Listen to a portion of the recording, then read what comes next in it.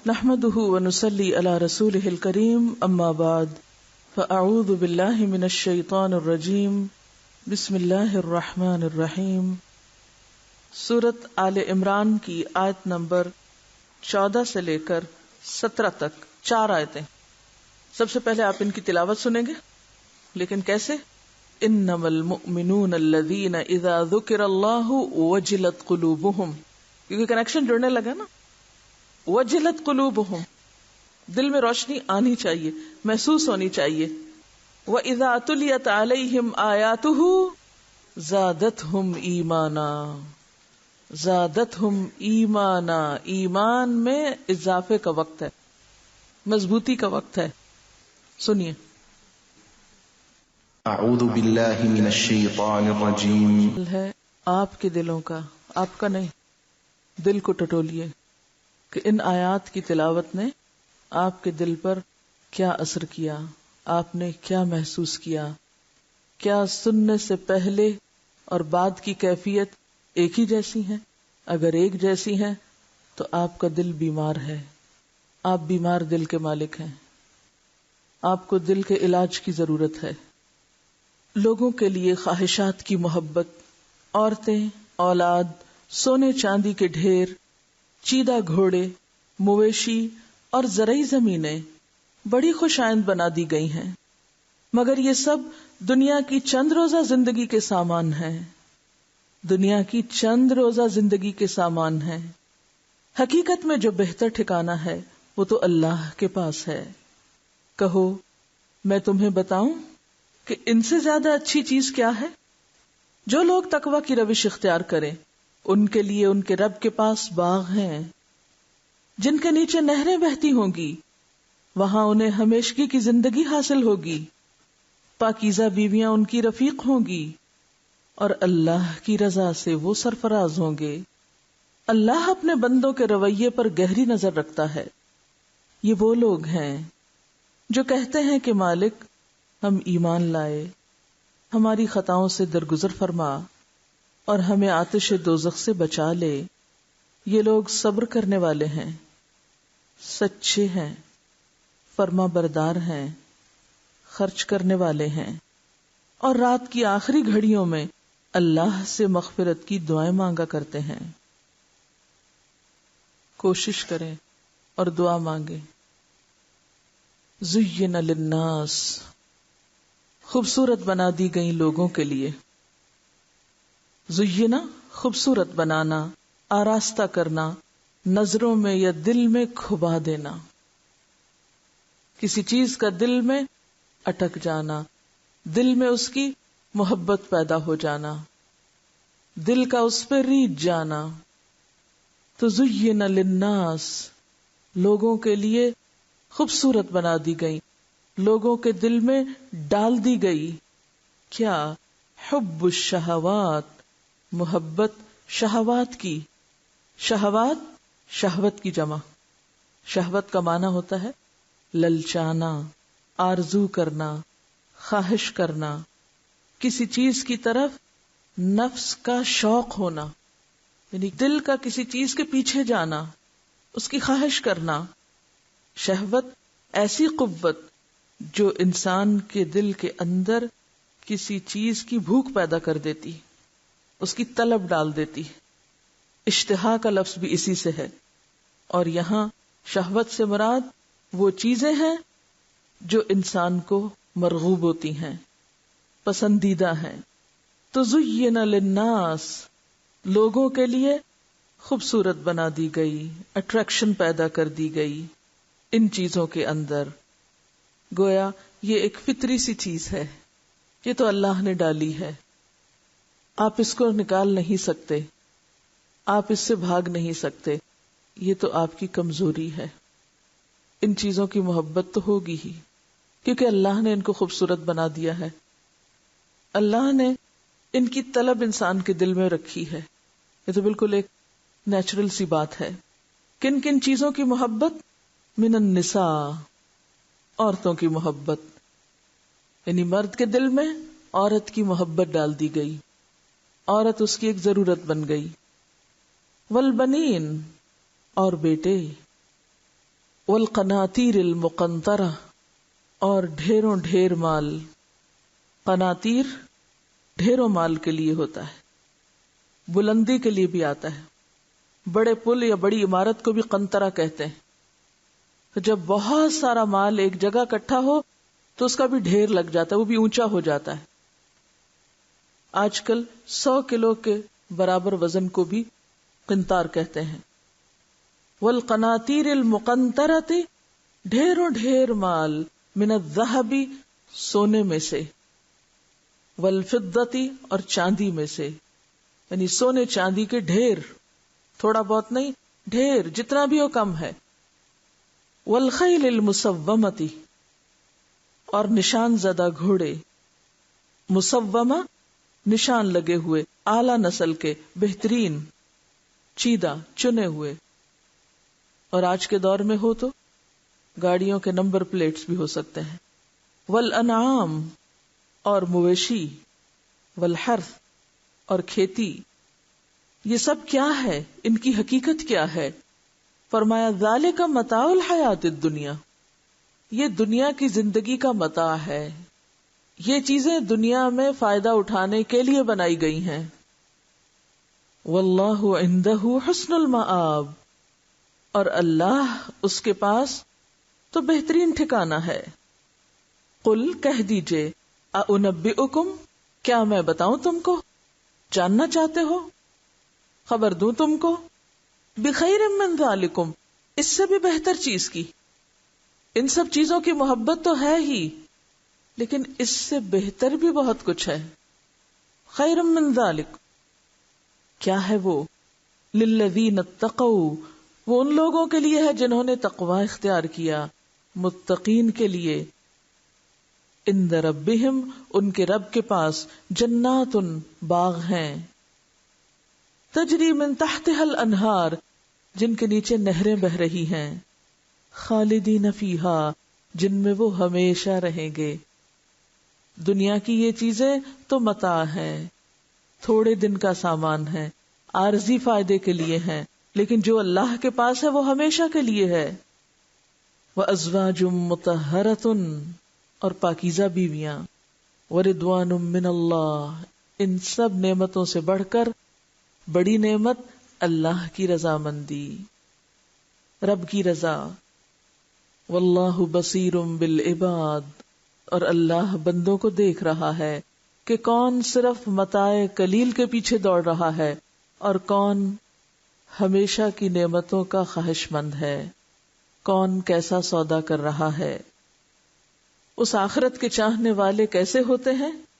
جو اپنی ساری کوششیں صرف ان چیزوں کے حصول میں نہیں لگا دیتے، بلکہ وہ ان سے اعلیٰ، اس سے آگے ایک بڑے مقصد کے لیے جینے والے ہوتے ہیں.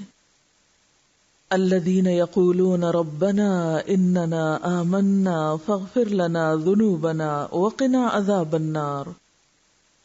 یہ وہ لوگ ہوتے ہیں جن کا اپنے رب کے ساتھ ایک مضبوط تعلق ہوتا ہے، جو رب کے آگے فریادیں کرتے ہیں، دعائیں مانگتے ہیں، اور ان کی دعائیں کیا ہوتی ہیں کہ مالک ہم ایمان لائے ہیں، ہماری خطاؤں سے درگزر فرما، ہمیں آتش دوزخ سے بچا. ان کی دعائیں محض ان چیزوں میں اضافے کی نہیں ہوتی کہ اللہ ڈھیروں ڈھیر مال دے اور زیادہ سے زیادہ سواریاں دے اور بہت سی زرعی زمینیں دے. ان کو دنیا میں سے جو کچھ بھی ملتا ہے اس پر مطمئن ہو کر وہ آخرت کی بھاگ دوڑ کے پیچھے لگ جاتے ہیں، وہ آخرت کے لیے کوشش کرنے لگتے ہیں.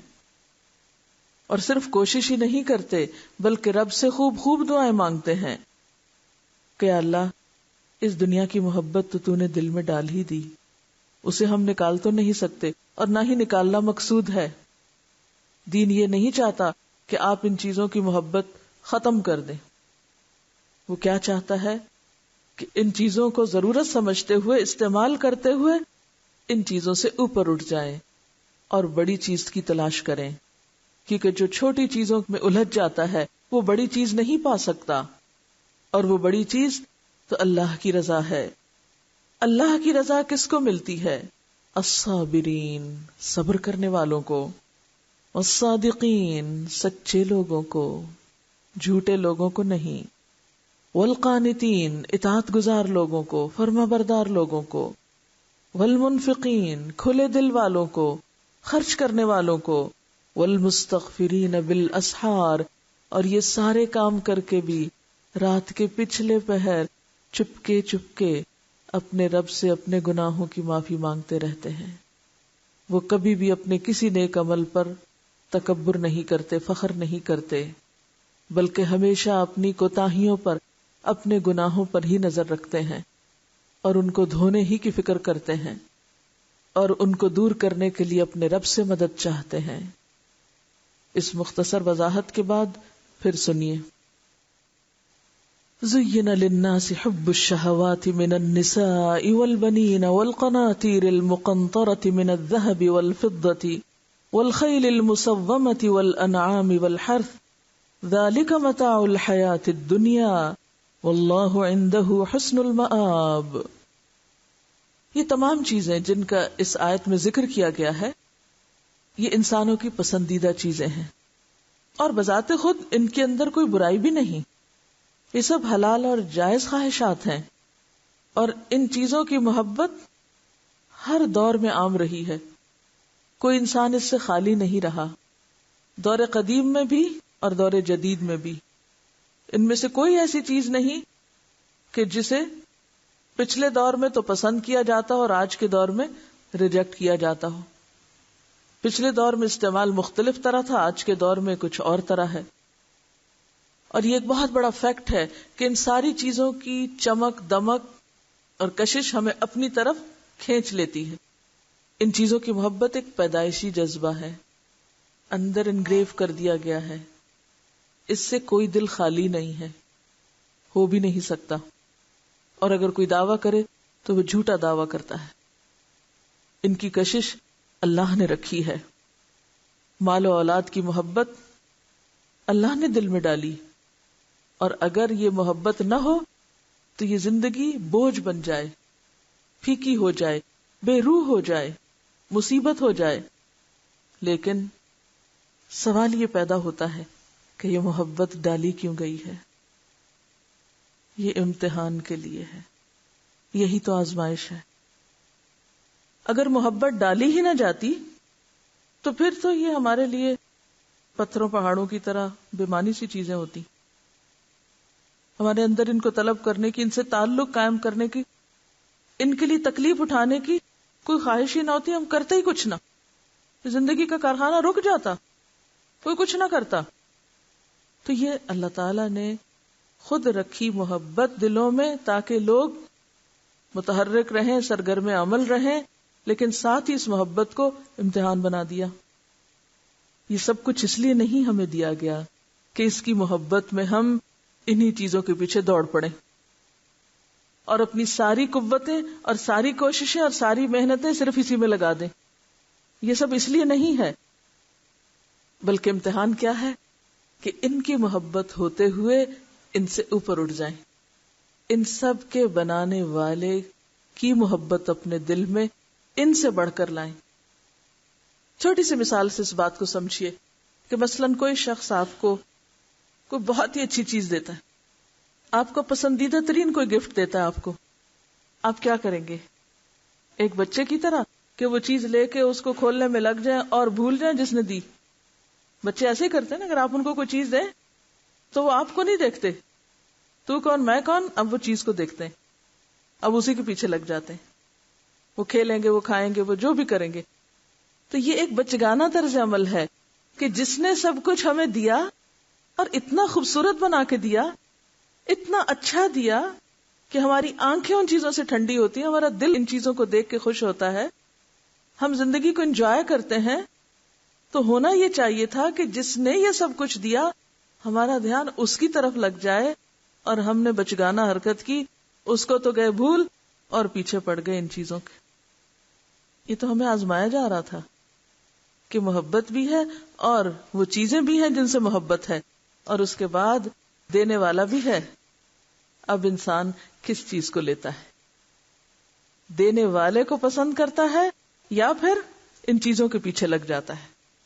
سب سے بڑھ کر کس کی محبت دل میں ہونی چاہیے؟ صرف انہی چیزوں کی نہیں، ان کے دینے والے کی. یعنی اصل امتحان کیا کہ ان چیزوں کی کشش کے باوجود انسان ان کا غلام نہ بن جائے، ان کے پیچھے کھنچ نہ جائے، ان کا اسیر نہ ہو جائے. اسیر محبت کسی کو نہ ہو، ان میں سے کسی اور کی غلامی نہ ہو، ورنہ وہ بھٹکتا رہ جائے گا. جو ایسا کرے گا وہ بھٹکتا رہ جائے گا. اصل بات یہ ہے کہ اللہ تعالیٰ نے انسان کو معزز، مکرم اور ان تمام چیزوں سے اعلیٰ بنایا ہے. یہ ساری چیزیں اس کی ضرورت کے لیے پیدا کی ہیں، نہ کہ اس لیے کہ انسان ان کا غلام بن کے رہ جائے. اور انسان کو اپنے لیے بنایا. یہ سب کچھ انسان کے لیے بنایا اور اسے اپنے لیے بنایا. لیکن انسان بار بار یہی سبق بھول جاتا ہے، وہ دینے والے کو بھول جاتا ہے، وہ اپنے مقصد زندگی کو بھول جاتا ہے. اور یہ چیزیں اس کو اپنے اندر اتنا کھبا لیتی ہیں، اتنا مشغول کر لیتی ہیں کہ وہ اصل سے غافل ہو جاتا ہے. اب جب ہم اللہ کے پاس واپس لوٹیں گے تو وہاں ہر ایک کا حساب ہوگا کہ کون ان نعمتوں سے کیا فائدہ اٹھا کر آیا اور کون ان نعمتوں کا ہی ہو کر رہ گیا اور ان سے بڑی نعمتوں کو بھول گیا جو ان نعمتوں کے صحیح استعمال کرنے پر اس کو ملنے والی تھی. اسی لیے کیا فرمایا گیا؟ قُلْ أَأُنَبِّئُكُمْ بِخَيْرٍ مِّن ذَلِكُمْ، کہیے کیا بتاؤں تم کو جو اس سے بھی زیادہ اچھی چیزیں ہیں. اور وہ کیا ہیں، کس کے لیے ہیں؟ اس دنیا میں رہتے ہوئے، ان چیزوں کے بیچ میں ہوتے ہوئے. اسلام نے یہ نہیں کہا کہ شادی نہ کرو یا بیوی کی محبت دل میں نہیں ہونی چاہیے. وہ تو مطلوب ہے، وہ تو عبادت ہے، وہ تو پسندیدہ ہے. اس کے برعکس اگر بغض ہے یا نفرت ہے اس سے تو یہ ناپسندیدہ ہے. نبی صلی اللہ علیہ وسلم نے واضح الفاظ میں فرمایا کہ کوئی مومن اپنی مومن بیوی سے نفرت نہ کرے. نفرت نہ کرے تو پھر کیا کرے؟ محبت کرے. آپ صلی اللہ علیہ وسلم نے اپنے بارے میں کیا فرمایا تھا؟ حبب الی النساء والطیب، کہ میرے دل میں محبت ڈالی گئی ہے عورتوں کی اور خوشبو کی. عورت کوئی قابل نفرت چیز نہیں ہے، عورت تو ایک محبوب چیز ہے. اسی طرح اولاد کی محبت وہ بھی اللہ نے دل میں ڈالی ہے. شادی کا مقصد کیا ہے؟ نکاح کے مقاصد میں سے ایک بڑا مقصد کیا ہے؟ نسل انسانی میں اضافہ، اولاد کی طلب، جو کہ بالکل ایک جائز خواہش ہے. یہ اللہ نے دل میں ڈالی اور اسی محبت کی وجہ سے آپ دیکھتے ہیں کہ اگر اولاد نہ ہو تو والدین کتنی دعائیں مانگتے ہیں، کتنا تڑپتے ہیں، کتنی تکلیفیں اٹھاتے ہیں. اور ہمیں حکم بھی دیا گیا ہے کیا؟ نبی صلی اللہ علیہ وسلم نے فرمایا تزوجوا الودود الولود فانی مکاثر بکم الامم یوم القیامہ، کہ نکاح کرو محبت کرنے والی، بچے پیدا کرنے والی بیوی سے، کیونکہ قیامت کے دن میں تمہاری کثرت کی وجہ سے دوسری امتوں پر فخر کروں گا. تو اگر اولاد کی محبت ہی نہ ہو تو اولاد کون پیدا کرے گا؟ اولاد قابل نفرت چیز نہیں. ہاں، انہیں ہمارا دشمن بھی بتایا گیا قرآن پاک میں کہ وَاعْلَمُوا أَنَّمَا أَمْوَالُكُمْ وَأَوْلَادُكُمْ فتنہ، اور ایک اور جگہ پر آتا ہے ان من ازواجکم واولادکم عدو لکم فاحذروہم، اور دوسری جگہ اس کو فتنہ بتایا گیا ہے. فتنہ وہی چیز تو ہوتی ہے جو ہماری کمزوری ہوتی ہے اور جس کی محبت ہمارے دل میں ہوتی ہے اور ہمارے لیے ایک آزمائش بن جاتی ہے. تو اس آزمائش میں ہی تو کامیاب ہونا ہے. یعنی یہ بہت آسان ہے کہ انسان ان ساری چیزوں سے کنارہ کش ہو جائے، مشرق میں جا بیٹھے یا مغرب میں جا بیٹھے اور ان سب چیزوں سے تعلق توڑ دے. لیکن یہ مطلوب ہی نہیں. کیا کہا گیا؟ یہ تمہارے لیے ہیں، انہیں استعمال کرو، لیکن ان میں رہ کے پھر اللہ کو یاد کرو. یہ ہے اصل امتحان اور یہی کرنا ہے. پھر اسی طرح یہ نہیں کہا گیا کہ تمہارے پاس کوئی مال نہ ہو تم کنگلے ہو جاؤ، جو مال ہے سب ادھر ادھر ختم کر دو یا مال کماؤ نہیں. تجارت کو کیا کہا گیا؟ تجارت ایک عبادت ہے، بہترین عمل. اور تجارت کس چیز کا ذریعہ ہے؟ مال کمانے کا ذریعہ ہے. اپنے ہاتھ سے کام کرنے کو پسندیدہ ترین عمل بتایا گیا. حضرت داؤد علیہ السلام کی صفت بیان کی گئی. تو کہیں بھی یہ نہیں کہا گیا کہ تم کوئی کام کاج نہ کرو، کوئی کاروبار نہ کرو، کوئی مال نہ کماؤ، اس لیے کہ مال انتہائی بری چیز ہے. کرو، لیکن مال بھی کیا ہے؟ آپ نے کیا فرمایا تھا کہ میں اپنی امت پر اپنے بعد جس فتنے سے سب سے بڑھ کر ڈرتا ہوں وہ کیا ہے؟ مال. تو مال کا فتنہ جو ہے، یعنی مال کی محبت دلوں میں ہے اور اس محبت میں انسان شدید ہے، لیکن اس محبت کے باوجود اس کو خرچ کرنا ہے. وَآتَى الْمَالَ عَلَى حُبِّهِ، تو حُبِّهِ کی ضمیر جو ہے یہ مال کی طرف بھی جا رہی کہ مال کی محبت کے باوجود مال کو دیا. یہی مطلب یہاں پر کہ مال کی محبت ہے اور پھر خرچ کرو. یہی تو آزمائش ہے. اب جو اس امتحان میں کامیاب ہوگا کہ اپنی محبوب ترین چیز اصل محبوب کے لیے خرچ کر سکے، وہی اصل نیکی کو پہنچتا ہے. لن تنالوا البر حتی تنفقوا مما تحبون، کہ جن چیزوں سے تمہیں محبت ہے جب تک ان کو خرچ نہیں کرو گے، اور یہ ساری چیزوں سے محبت ہے نا، جب تک ان کو خرچ نہیں کرو گے، ان میں سے خرچ نہیں کرو گے، اس وقت تک نیکی کو پا ہی نہیں سکتے. لن تنالوا البر، سورۃ البقرہ کی آیت 177 میں کیا بتایا گیا کہ نیکی یہ ہے کہ تم اللہ کی محبت میں یا مال کی محبت کے باوجود مال خرچ کرو. اور وہاں کیا بتایا گیا کہ لن تنالوا البر، یہ نیکی ہے لیکن تم نیکی پا نہیں سکتے جب تک کہ اپنی محبوب چیزیں اللہ کے راستے میں خرچ نہ کرو. تو اصل محبوب کے لیے ان محبوب چیزوں کو خرچ کرو. جو یہ نہیں کر سکتا وہ نیک نہیں کہلا سکتا، وہ نیکی کی روح کو نہیں پہنچ سکتا، وہ نیک کہلانے کا مستحق ہی نہیں. پھر اسی طرح آپ دیکھیے اس کے بعد خیل المسومہ ہے.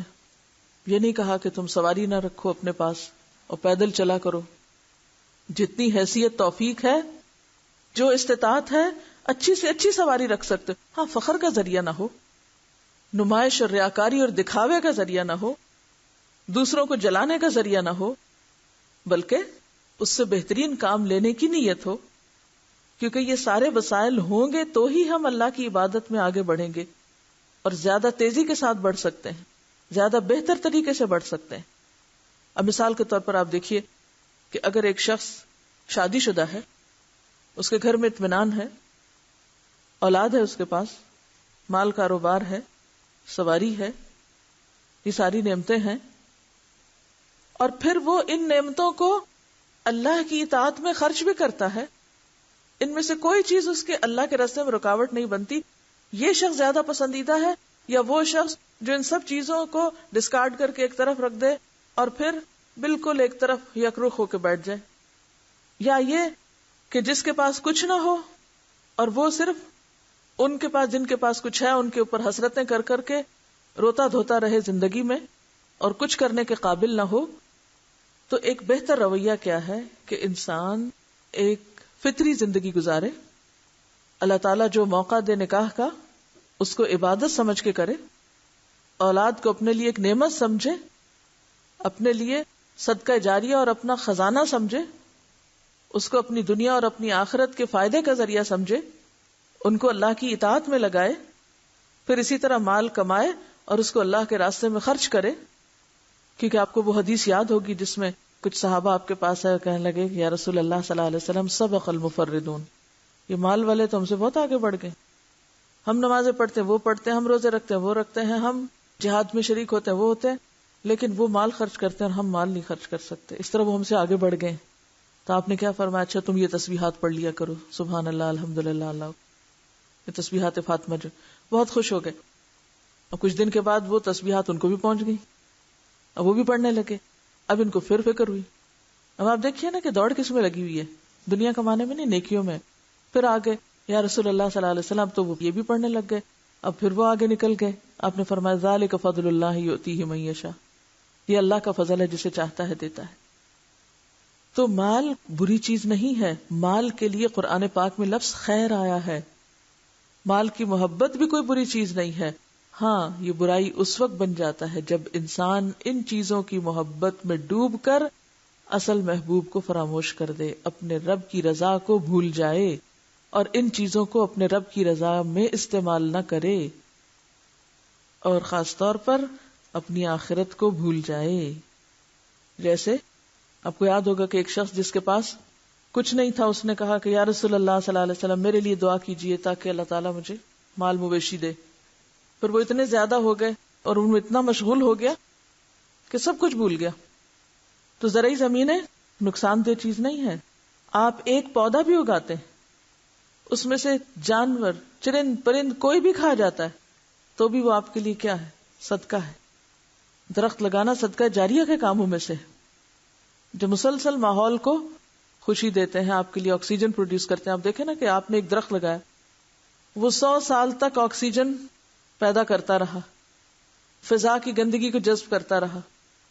آپ فوت ہو گئے، بھلے وہ درخت پھل نہ بھی دے، لیکن صرف اس کے پتوں سے جو آکسیجن کا صدقہ ہو رہا ہے. آپ نے جو فیکٹری لگا دی، جو آٹومیٹک فیکٹری ہے، اگر کوئی دنیا کا کارخانہ لگا کے جاتے تو اس کے لیے آپ کو لوگ بھی تیار کرنے پڑتے، اور اگر وہ نہیں تو وہ بند ہو جاتا. لیکن درخت لگا کے آپ نے جو کارخانہ لگا دیا، آپ مر بھی گئے، وہ لگا رہا. پھل آئے تو اور بڑی بات، پھل نہ بھی آئے تو اس درخت سے جو آکسیجن جا رہی ہے لوگوں کو، وہ آپ کے لیے ایک لامتناہی صدقے کا ذریعہ ہے. صبح سے شام تک وہ درخت یہی کام کر رہا ہے آپ کے لیے، آپ کے بہاف پہ صدقہ کرتا چلا جا رہا ہے، آپ کے اجر میں اضافے کا سبب ہے. تو زرعی زمینیں ہوں یا جانور مویشی ہوں، اگر یہ ساری چیزیں اللہ کی یاد دلاتی. دیکھیے، آپ دیکھیں سورۃ النحل میں اللہ تعالیٰ کیا فرماتے ہیں. آیت نمبر 6 ہے سورۃ النحل کی، وَلَكُمْ فِيهَا جَمَالٌ حِينَ تُرِيحُونَ وَحِينَ تَسْرَحُونَ وَتَحْمِلُ أَثْقَالَكُمْ إِلَى بَلَدٍ لَمْ تَكُونُوا بَالِغِيهِ إِلَّا بِشِقِّ الْأَنفُسِ إِنَّ رَبَّكُمْ لَرَءُوفٌ رَحِيمٌ وَالْخَيْلَ وَالْبِغَالَ وَالْحَمِيرَ لِتَرْكَبُوهَا وَزِينَةً وَيَخْلُقُ مَا لَا تَعْلَمُونَ. اور اس سے پہلے وَالْأَنْعَامَ خَلَقَهَا لَكُمْ فِيهَا دِفْءٌ وَمَنَافِعُ وَمِنْهَا تَأْكُلُونَ. یہ مویشی جانور جو اس نے پیدا کیے، ان کو تمہارے لیے بنایا، اس میں تمہارے لیے گرمی حاصل کرنے کا ذریعہ بھی ہے، فائدے بھی ہیں، ان کا گوشت بھی تم کھاتے ہو، اور ان میں خوبصورتی بھی ہے، اٹریکشن بھی ہے جب تم ان کو صبح شام چرانے کے لیے لے جاتے اور واپس لاتے ہو. اور یہ تمہارے بوجھ اٹھا کے لے جاتے ہیں ان جگہوں تک جہاں تک تم خود نہ پہنچ سکو مگر بڑی ہی مشقت سے. یعنی اگر یہ سب نہ ہو، جانور مویشی مال گھوڑے، تو تمہیں تو مصیبت پڑ جائے، تمہاری تو زندگی دوبر ہو جائے. ان ربکم لرؤوف الرحیم، یقیناً تمہارا رب بڑا شفقت کرنے والا، بہت مہربان ہے. والخیل والبغال والحمیر، اور یہ گھوڑے اور یہ خچر اور یہ گدھے، لترکبوها، اس لیے نہیں ہے کہ تم ان سے زہد اختیار کرو، اس لیے ہے کہ تم ان پہ سواری کرو، انہیں استعمال میں لاؤ. وزینہ، اور یہ گھوڑوں کا وجود تمہارے لیے اسٹیٹس سمبل بھی ہے، زینت بھی ہے، خوبصورتی کا ذریعہ بھی ہے. یہ اللہ کی طرف سے ایک نعمت ہے تمہارے لیے. وَيَخْلُقُ مَا لَا تَعْلَمُونَ، اور وہ آئندہ ایسی چیزیں پیدا کرے گا جو ابھی تم نہیں جانتے. وہ گاڑیاں اور وہ جیٹ اور طیارے اور جہاز، یہ ساری چیزیں اللہ ہی کی دی ہوئی عقل سے انسان سب فائدے اٹھا رہا ہے. تو بات یہ ہے کہ یہ ساری نعمتیں اللہ کی دی ہوئی ہیں، ان سے نفرت نہیں، ان کی قدردانی اور ان کو پا کر شکر گزاری، اور ان کو پا کر اصل مقصد کو فراموش نہیں کرنا. لیکن یہ یاد رکھیں، ذالک متاع الحیات الدنیا، یہ سب کیا ہے؟ دنیا کی زندگی کی متاع ہے، تھوڑے دن کا سامان ہے.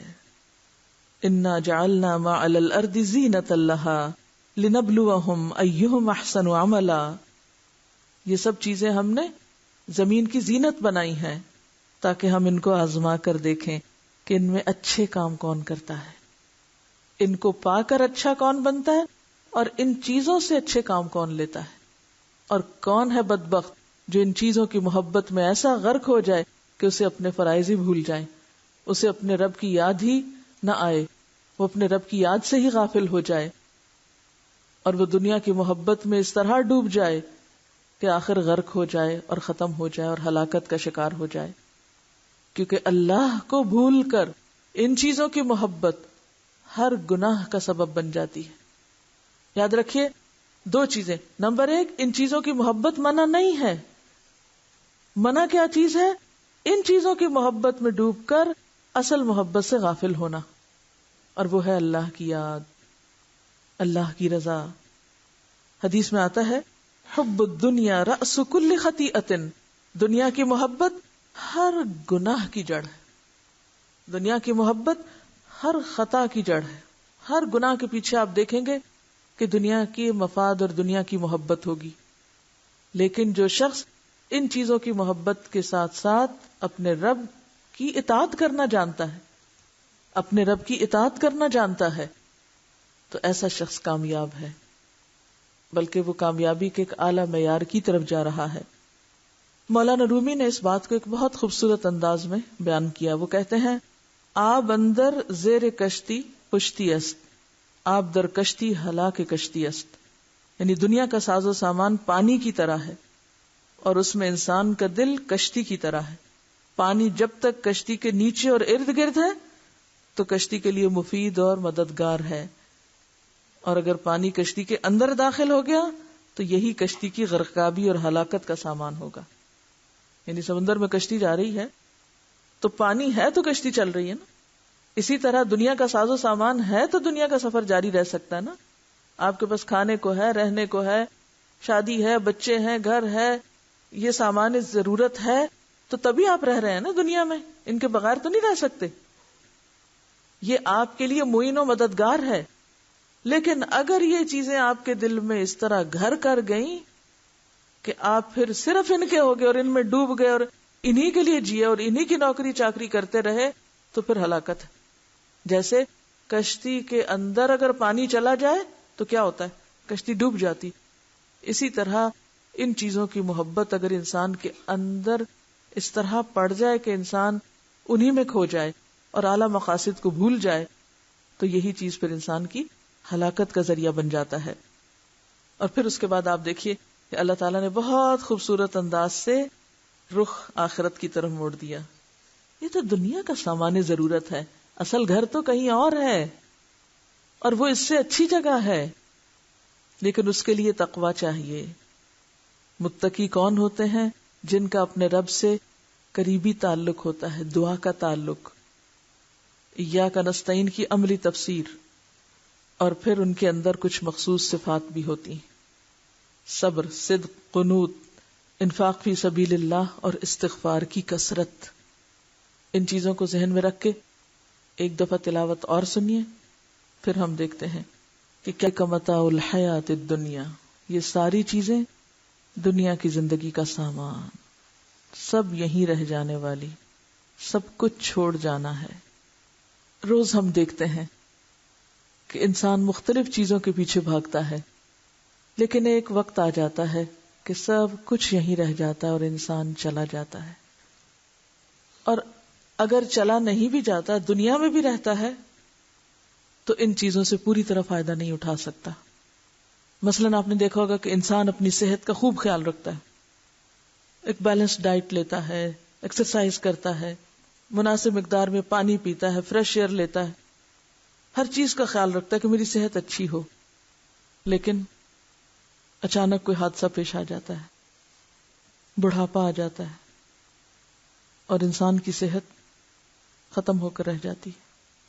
انسان دولت جمع کرتا ہے، مختلف طریقے اختیار کرتا ہے، ادھر بھاگتا ہے ادھر بھاگتا ہے، تھکتا ہے، حلال بھی حرام بھی، جائز بھی ناجائز بھی، لیکن اس کے باوجود اس کے دل اور دماغ کو سکون نہیں، خوشی نہیں، چین نہیں.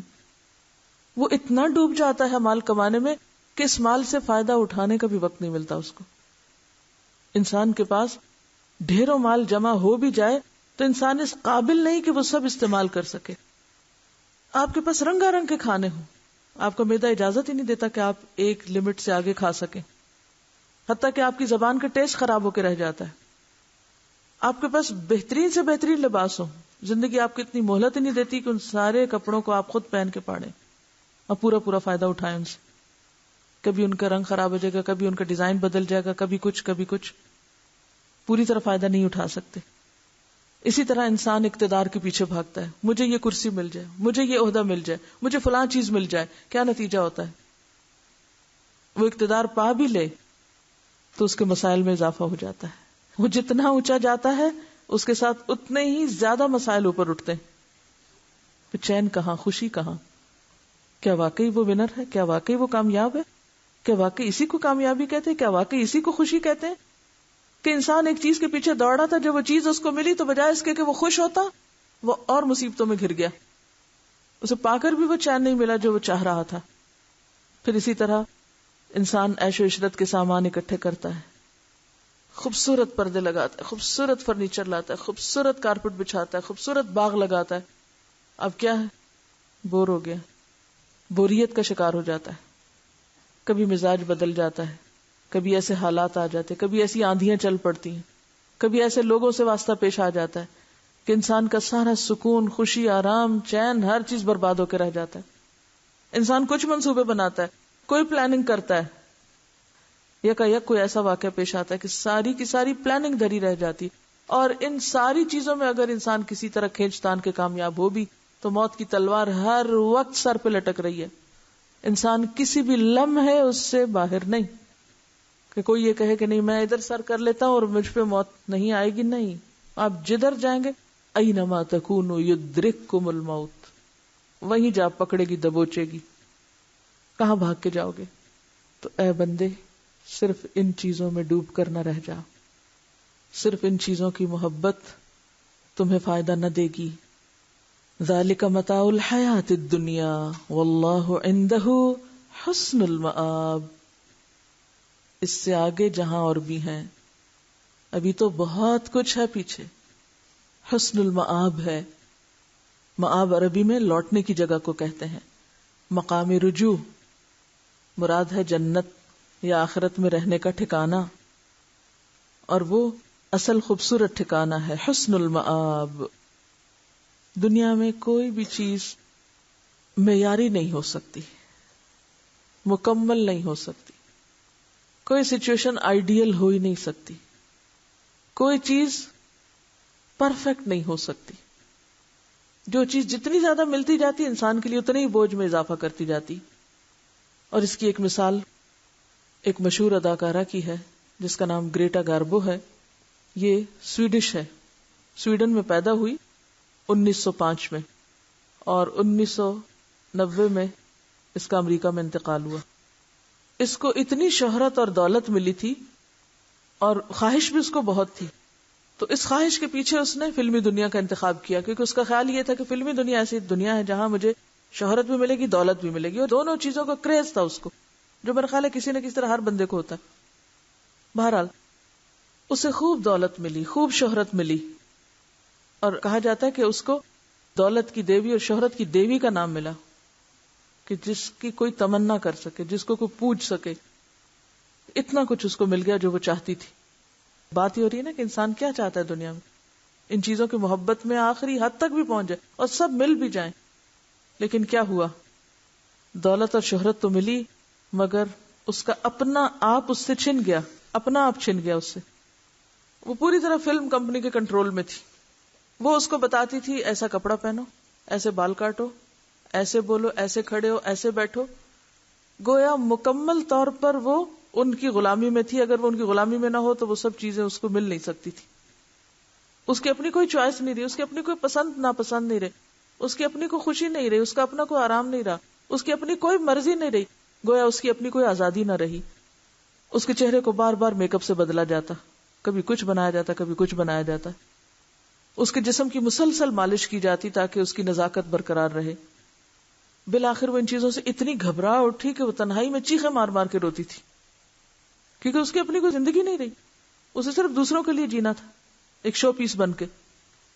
آخر کار اس نے 1941 میں فلمی زندگی چھوڑ دی، سب کچھ یکا یک پھینک دیا، اور زندگی کے آخر تک اس نے بالکل تنہا زندگی گزاری. وہ نہ کسی سے ملتی تھی، نہ وہ کسی کے ساتھ کوئی تعلق رکھتی تھی، اور 84 سال کی عمر میں اس کی وفات ہوئی. شہرت کی زندگی گمنامی کی موت پر ختم ہوئی. اب آپ دیکھیے کہ وہ کہتی کیا ہے. اس کے حالات، یعنی اس کی شہرت اور دولت سے متاثر ہو کر ایک امریکی ایک آتھر تھا، اس نے کہا کہ میں تمہاری کہانی لکھنا چاہتا ہوں. تو اس نے اس سے وعدہ لیا کہ دیکھو میری زندگی میں نہیں چھاپنا، میں ایسی کوئی کتاب پڑھ بھی نہیں سکتی کہ جس میں میری شہرت کی کہانی ہو. یعنی اتنی بیزار ہوئی وہ ان ساری چیزوں سے، جس کو انتہا درجے میں یہ سب کچھ ملا اس دنیا میں. یہ اس کا حال ہے. خیر، لکھنے والا بھی فوت ہو گیا بیچ میں 71 سال کی عمر میں. اور پھر جب گریٹا فوت ہوئی تو اس کے بعد اس کی کتاب امریکہ سے چھپی، Garbo her story by Antony Gronowicz. اس کتاب میں وہ کہتی ہے میں نے عوام میں اپنا یقین کھو دیا. ظاہر لوگ اتنے فین تھے اس کے، عاشق تھے اس کے، یکا یک وہ اسکرین سے ہٹ گئی. کہتی ہے میں نے عوام میں اپنا یقین کھو دیا، میں نے خدا میں بھی یقین کھو دیا جس نے مجھے اس حال میں رکھا بغیر اس کے کہ وہ میرے سوالات کا جواب دے. میں زندگی کے پانی میں کسی سمت ڈائریکشن کے بغیر بہہ رہی ہوں، میری کوئی منزل نہیں. مجھے یہ بھی نہیں معلوم کہ کیوں اور کب تک یہ سفر میرا جاری رہے گا. یعنی انتہائی مایوس انسان کی باتیں ہو سکتی ہیں یہ. اور یہ کس کی باتیں؟ جس کو حد سے بڑی ہوئی دولت ملی اور حد سے بڑی ہوئی شہرت ملی. یہ اس کا حال ہے جس کے پیچھے ہم سب دوڑ رہے ہیں.